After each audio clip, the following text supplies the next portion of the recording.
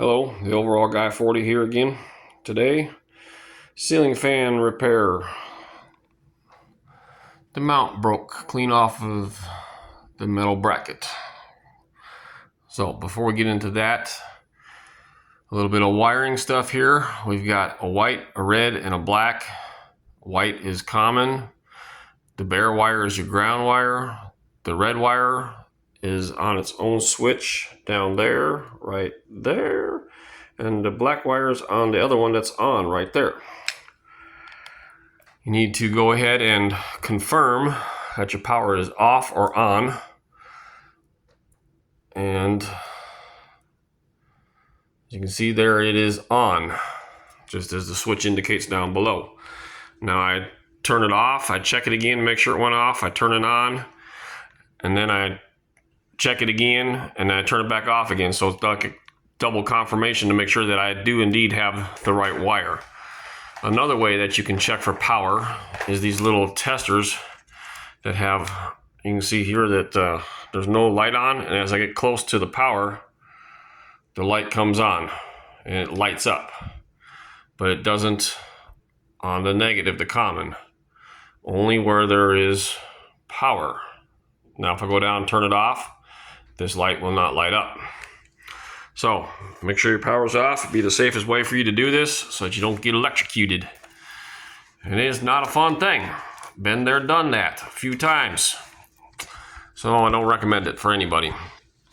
So what happened with this one here was the mounting bracket that held the fan, this guy, you can see the blue plastic on it yet?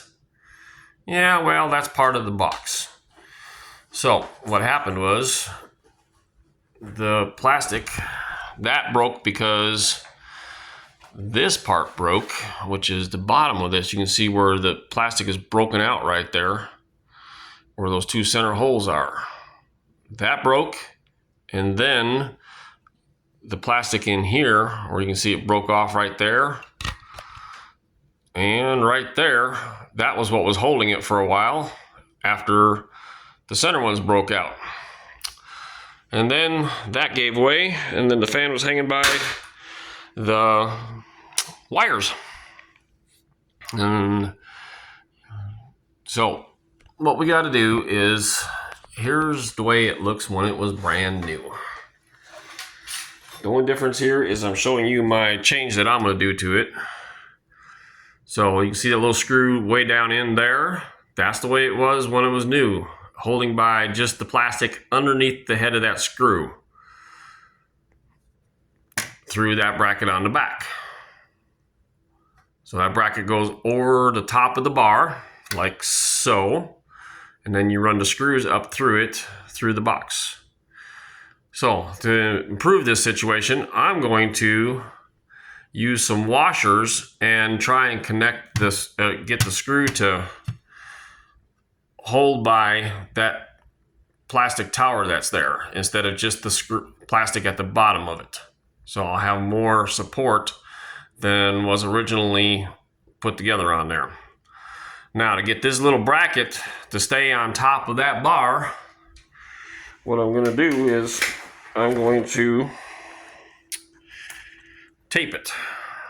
I'm going to put it up there and I'm going to tape it to the bar so that it stays on top of the bar when I push my screws up into it. Otherwise, I'm never going to get them started. So there we go. I don't have any wood to mount on this thing, so I have to make sure to use the bracket for the plastic box over the bar, and then tape, and then get the box mounted back up there, and then put my ceiling fan all back up, or actually their ceiling fan. So I'm going on this particular one. It has a remote, so I'm going to connect the black and the red wire together so that it has power through one switch down there. It doesn't matter which one, and then the remote can power whatever it needs to, either the lights or the fan.